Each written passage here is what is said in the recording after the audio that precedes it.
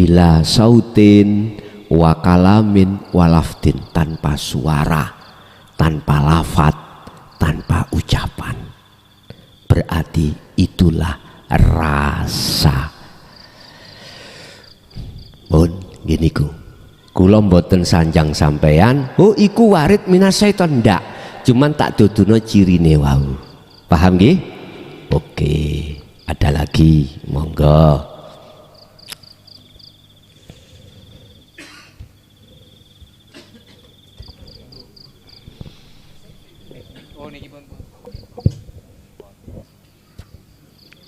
Assalamualaikum warahmatullahi wabarakatuh. Waalaikumsalam warahmatullahi wabarakatuh. Derek tanglet Gus niki masalah penyaksi yang sebenar-benarnya penyaksi. Karena yang menyaksikan dan yang disaksikan adalah pelakunya sama. Tetapi niki ketika di juhud umum niki kok ada rasa. Kalau merujuk ke sifat wajibnya Allah yang 20 niku, penyaksi yang sebenarnya itu yang seperti apa ngaten? Matur nuwun.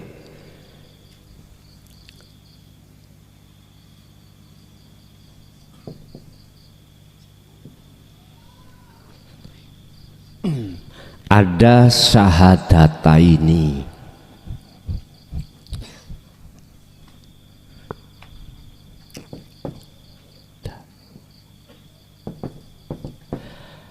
Ada syahadat tunggal atau syahadat ahad.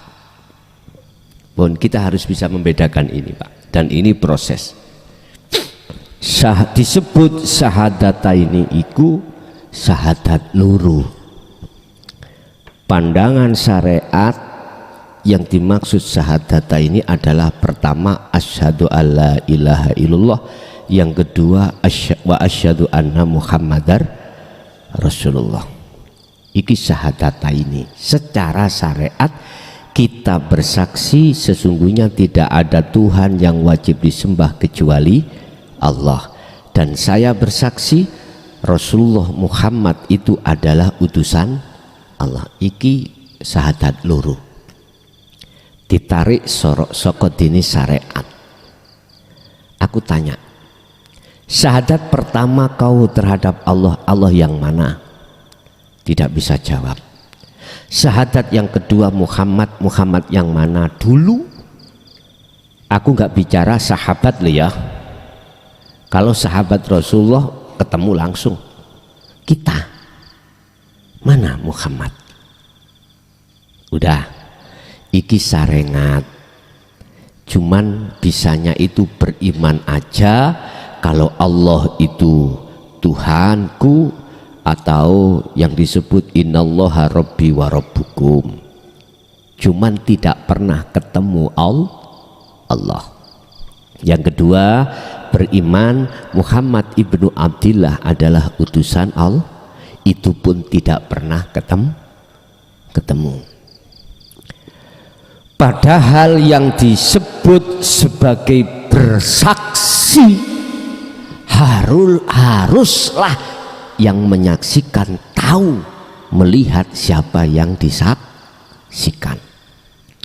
Berarti saya waktu 2010 dihadapkan ke persidangan itu benar sudah, supaya tahu persaksian itu bagaimana. Ternyata mohon maaf, ini baru saya memahami tahun 2010. Di situ saya dihadapkan satu hukum yang harus kujalani. Di situ ada saksi. Ada saksi yang memberatkan, ada saksi yang meringankan. Lah, saksi itu juga begitu.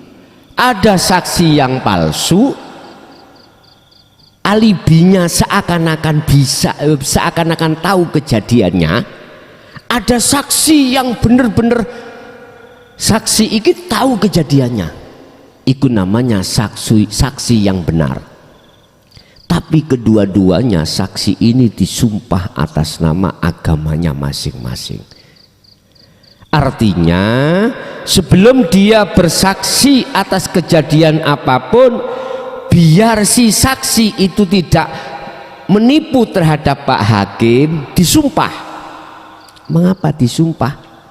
Supaya mengatakan dengan benar yang dia katakan, yang dia tahu. Tapi ada persaksian si saksi ini mengatakan sesuatu yang tidak dia tahu, mengatakan tahu. Ini yang ku alami, sehingga ada istilah saksi yang meringankan pihak terdakwah, ada saksi yang memberatkan terdakwah. Tergantung, tapi tetap disumpah. Ada bagian yang nyumpah sebelum ditanya hakim, itu saksi itu disumpah dulu. Isinya di dalam sumpah itu gak boleh si saksi mengatakan yang tidak dia tahu, tapi faktanya terkesan seakan-akan dia namanya saksi alibi. Lah itu boleh kenal, boleh kenal. Berarti bener Gusti Allah ngukum aku iku secara syariat dulu iku bener, kayak pelajaran. Ternyata Bapak Ibu, bersaksi pada Allah umat manusia ini ada dua golongan. Ya, ada yang tidak tahu mana Allah, ada yang tahu sebetulnya mana Allah dan mana Muhammad.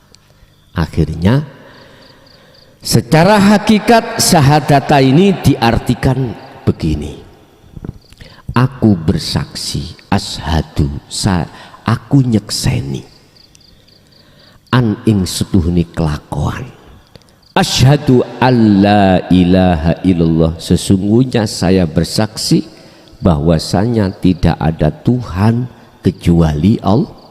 Dikatakan tahu siapa yang disaksikan, ruhaniyahmu itu jatuhnya ini wajah wajhiya, berarti hidup itulah dalam diri kita yang sebagai Allah.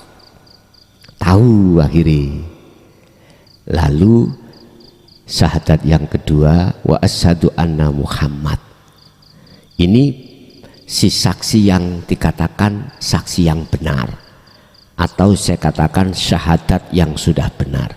Muhammad, sesungguhnya Muhammad itu adalah utusan Allah. Muhammad ini makhluk, berarti makhluk apapun bisanya gerak iku sebab digerakkan oleh, sebab diperintah gerak oleh Allah. Dengan bentuk sifat ma'aninya Allah diletakkan pada si Muhammad mang. Contoh sifat kalam, akhirnya Muhammad bisa ngomong atau bicara. Sifat sama, akhirnya manusia seakan-akan bisa mendengar. Sifat basor, melihat dan lain sebagainya. Sifat kudrat, kekuatan dan lain sebagainya. Loh, berarti Muhammad ya kuwi hakikat loh, bukan syariat loh ya. Baru oh iya iki Muhammad. Sampai kapanpun wes, kalau sudah begini berarti ada yang menyembah, ada yang inilah yang disebut muraqabah. Kata Rasul, anta budallaha ka'annaka tarahu. Ada yang menyembah dan ada yang disembah.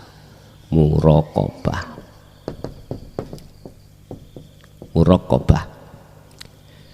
Allah sudah terasa di hati, sangatlah dekat. La ilaha illa anta, sudah dekat. Ning ngarepku ya ning mburiku, ning jeroku ya ning jabaku. Tapi belum bertemu, belum bertemu. Cuman di dalam hati sudah yakin, sudah tahu kalau hidup itu adalah Allah yang bukan sifat, Allah yang bukan nama. Yang Al-Quran Allah katakan laisa kamislihi syai'un, sesuatu yang tidak bisa kau sebut, kau gambarkan dengan apapun. Oh iki udah tahu tapi belum ketemu, wis yakin tapi belum bertemu. Inilah yang dimaksud Rasulullah, iman keyakinan yang sudah ihsan. Karena inilah semua akan terjadi. Karena hanya inilah. Wis, diteruskan Pak Bu. Akhirnya menjadi syahadat tunggal atau persaksian yang ahad. Pelaku yang melihat dan yang dilihat itu satu pelaku yang disebut kul huwallahu ahad, tunggal. Lah tandanya kalau tunggal bagaimana? La ibsorun wa mubsorun wa basorun. Nama ruh yang melihat, ya, yang menghadap. Nama Allah yang dilihat, yang disaksikan. Nama roh yang menyaksikan, nama Allah yang disaksikan, mata yang untuk melihat, semua sirna alias fana. Di saat inilah tandanya jenengan itu la yarawna li anfusihim syai'an. Sudah tidak ada lagi gambar-gambar perkara selain Allah, gak ada. Yusyahiduna annal fa'il. Inilah kalau persaksian melihat itu yang benar, yang melihat dan yang dilihat itu satu pelaku, yang wujud sing melihat yo sing nang wujud. Kita manusia asalnya tidak wujud, yang katanya wujudnya sebab diwujudkan yang wujud. Berarti kita menyandang sifat adam atau sifat tidak wujud. Itu kalau kita kita tarik kembali kepada asal. Apa mungkin syahadat tunggal dikatakan perkara yang tidak wujud itu bisa melihat dan ketemu yang wujud? Gak mungkin toh. Yang bisa, yang melihat yang wujud adalah yang wujud sendiri. Perkara yang tidak wujud gak mungkin akan bisa melihat perkara yang wujud, gak mungkin. Yang melihat yang wujud hanyalah yang wujud itu sendiri. Berarti yang dikatakan makrifat pada Allah, dikatakan syahadat tunggal adalah yang melihat Allah itu Allah sendiri. Yang melihat urip iku urip sendiri. Kalau sudah di sini maka hatimu akan tenang, ayem, tentrem yang tidak bisa kau bayangkan dengan sesuatu apapun. Allah katakan di dalam surat Yunus ayat 58, Allah berkata, kul bifadlillahi wa birahmatihi fabidzalika falyafrahu. Kuwi nek wis tekan kuno falyafrahu, atimu berbunga. Wis gak ono, gak iso digambarno bungae. Gak bisa jenengan gambarkan bunganya di situ. Bukan bunga-bunga iku lho ya. Berbunga-bunga iku lho Pak ya. Wis. Sampai dikatakan Allah dalam ayat berikutnya, huwa khairum mimma yajma'un. Apa yang kau kumpulkan urusan duniawiyah sehingga duniawiyah menjadi intan milik kamu sendiri, gak bisa. Si malah penak si ngarep mau. Wahua utawi perkara sing nyenengno sampean mang iku khairun, lebih baik mimma katimbang apa yajmauna kau kumpulkan. Apa sing kok kumpulno selama ini? Mobil mewah, rumah mewah, apalagi pabrik mewah, apalagi anak mewah, garwa mewah. Sik kalah dengan itu, masih kalah. Jelas Pak? Jadi syahadat tunggal itulah sebagai proses syahadata ini dari sisi hakikat yang ada di muraqabah, itulah sebagai proses untuk masuk di syahadat tunggal, akhirnya menjadi musyahadah. Mari muraqabah ke musyahadah. Pun ya iki akad Pak, ya ini akad. Ini masih ada dua. Lah Terus bagaimana caranya untuk sampai ke akad atau musyahadah? Itu tadi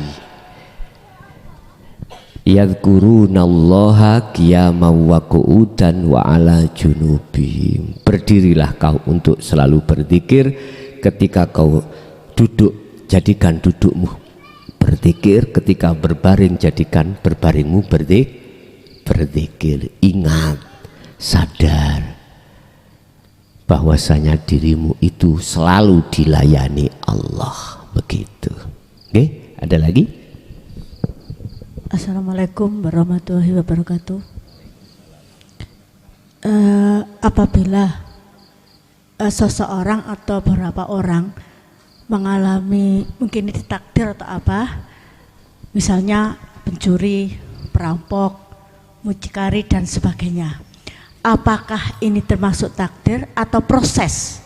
Artinya seseorang itu tidak selamanya jadi pencuri, suatu saat menjadi baik. Ini apakah proses atau bagian daripada takdir? Yang kedua, apabila seseorang itu asik berkomunikasi dengan Allah, saking asiknya beliaunya itu lupa dengan anak, lupa dengan istri dan lingkungannya, sehingga sesuatu digantungkan kepada Allah. Sebenarnya dia punya tanggung jawab kepada mereka-mereka. Apakah ini pada titik proses juga apa sudah dibenarkan, atau mereka lakunya masih salah atau masih belum benar? Demikian. Wassalamualaikum warahmatullahi wabarakatuh. Waalaikumsalam warahmatullahi wabarakatuh. Sesuatu yang sedang dan sudah terjadi itu namanya takdir. Saya ulang, sesuatu yang sedang dan sudah terjadi itu namanya takdir. Tetapi takdir satu itu ada kaitannya dengan takdir berikutnya. Dengan begitu boleh dikatakan proses. Berarti takdir pertama sebagai proses untuk takdir kedua. Sebab menungso sak jagat kabeh itu mesti ngalami proses suci fitrah, kotor, suci lagi. Ada yang gini, ini yang dunia loh, di dunia ada yang gini, suci atau fitrah, kotor sampai mati, dibong disucek nih Gusti Allah ning neraka. Ya sekali milih persucian ruhaniyahmu itu ning neraka apa ning dunya. Nah, sedaya ngalami ngoten. Iki bahasa ruhaniyah. Nek bahasa jasmaniyah, mohon maaf, kita itu tidak bisa keluar dari takdir. Kita hanya bisa menghadapi takdir itu dengan sepenuh hati pada Allah, alias ridho dan ikhlas. Tapi hanya hamba yang dikehendakilah yang bisa meletakkan ridho dan ikhlas. Siapa? Mereka yang diletakkan Allah cahaya makrifat. Mana? Nurun ala nurin yahdillahi li nurihi mayyasha. Ini di atas cahaya itu ada cahaya lagi, maksudnya nur makrifat. Lah, linurihi, untuk menerangi cahaya ini terhadap si hambanya ruhaniyah. Siapa yang diberikan cahaya ini? Mayyasa, orang yang siapa yang dikehendaki? Tandanya adalah mereka di samping yastami'unal qaula, dia juga wayattabi'una aksanah.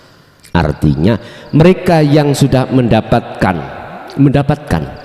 wejangan saking Rasul masing-masing bahasa syariat, lalu dia taat terhadap wejangan itu untuk dilakukan. Dan inilah yang kumaksud ilmu, amal dan istiqomah. Jadi Bu, disebut takdir itu adalah sesuatu yang sudah terjadi. Mereka menjadi mucikari kalau sedang dan sudah terjadi takdir. Satu. Dua, bisa jadi ini sebagai proses takdir berikut. Apakah proses takdir berikutnya dia itu apakah tambah nemen eleke minangka syariate apa tah tinggalkan itu. Niku ukurane apakah hati jenengan itu gelem balik nang Allah napa mboten. Kalau hati mau kembali kepada Allah, itu takdir sebagai proses awal kotor menuju suci. Kari ngoten mawon. Wis nomor 1. Pertanyaan nomor 2. Napa? Oh ya. Oke pun nyantol. Apakah orang yang sudah memegang dinut tauhid, dia hatinya enjoy selalu bersama Allah, akhirnya secara syariat dia melalaikan kewajiban, apakah dia itu salah jalan sebagai proses, apakah dia itu tidak salah jalan? Tak jawab sekarang.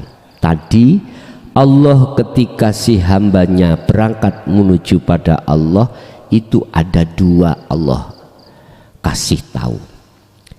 Ada seseorang yang dikehendaki baik ruhani sak jasmani iki dilupakan, iki khos ya. Ada yang tidak, hanya ruhaniyahnya saja yang dilupakan, urusan dunia, urusan anak istri dan tanggung jawab, tapi akal ini masih ingat. Iki khawas. Kalau pertanyaannya apakah dia itu salah jalan, saya jawab tidak. Dia berjalan di atas jalan Allah. Tetap dia benar menurut pandangan Gusti, pandangan hakikat. Kalau pandangan syariat ya mesti ngomong salah itu. Wah, ya iki gara-gara sampai mlebu Jaya Baru. Wis tinggal no iki bojo diterlantarkan, anak diterlantarkan, mana tanggung jawabmu? Padahal sih nanggung jawab itu Gusti. Wa may yattaqillaha yaj'al lahu makhrajan wa yarzuqhu min haitsu la yahtasib. Dia itu membawa ayat itu, sibuk dirinya itu dengan urusan hanya pada Allah, akhirnya dilalaikan urusan Allah. Tetapi jenengan gak usah sampean khawatir dengan Allah, dicukupi sampai terus pelandingan. Mriki napa jenenge? Laba-laba. Tahu tak laba-laba iku goleki laler nisor-nisor. Dia sibuk membangun rumah sing gak rapet dirapeti. Nek si kecil ditambah besar, semakin besar dominan laler teko dhewe. Nyamuk teko dhewe. Lho sing nekakno sapa? Ya Gusti Allah. Artinya kita itu nggak boleh ragu sanksi pada Allah. Ketika jenengan iki bangun rumahnya ruhania, laba-labailah. Udahlah. Allah dawuh, wa may yattaqillaha, waman lan utawi sapane wong iku yattaqi, bangun takwa. Takwa iku ilmu, amal, istiqomah. Ilmu sudah didapatkan, amal berarti kholwat, istiqomah terus menerus. Ya ja'allahu, maka Allah akan menjadikan atau melakukan makhrajan, membuka umpama pintu yang gak bisa dibuka akan dibuka Allah. Solusi masalah yang sangat besar, gak ada cara akal yang bisa membuka solusinya kecuali Allah yang bisa, maka dibuka oleh Allah. wa yarzuqhu min haitsu la yahtasib. Apa yang diinginkan, perkara yang dibuka itu datangnya tidak disangka-sangka. Sekalipun jenengan iku bondo utang nyuwun sewu, ora enek sing dipangan dan lain sebagainya. Ujug-ujug kok ana wong ngutangi. Ujug pokoknya perkara yang tidak Anda sangka itu datang. Biasanya utang gak tahu dikasih kok ya dikah. Lha iku termasuk. Ujug-ujug yang ngutangi ngomong, wis aku ngerti awakmu wong kere. Ngerti, gak mungkin iso jawab, iso nyaur. Tak bebas no. Lu siapa ngerti? Allah kan bisa seperti itu. Bisa diampuni, dibebas no utangi. Kadang-kadang ngeten sing utangno duit wedokan lho. Ya. Wis ngene ae ya. Aku ngerti awakmu iku pailit. Wis anakane ojo di kei, wis mbokne ae. Mesti mbokne lah ngono ah. Pokok kadang-kadang ya mutu barang ngoten niku. Kadang mutu. Wis pokoke ae. Sauren sak duweni awakmu lho, dilonggarno to? Longgar. Bisa jadi Allah melakukan bentuk seperti itu.